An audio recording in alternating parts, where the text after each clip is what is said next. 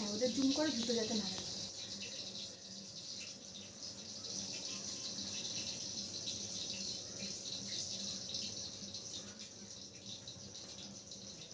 আমার কমলা মার বাচ্চাটা খাচ্ছে, দেখো ও খেতে পারে না ভালো করে, বাচ্চাগুলোই খায়।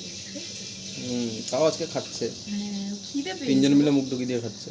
আর একটা বাচ্চা কোথায় গেল কি জানি, ওটা মনে হয় মরে গেছে।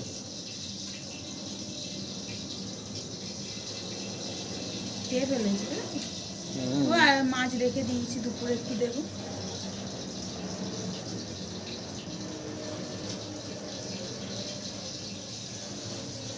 মুখ তুলে নিচ্ছে, অর্ধেক সময় তুলে নিচ্ছে। বাচ্চাদের খাওয়াবে বলে ও সব সময় ওরকম করে, দেখেছি তো।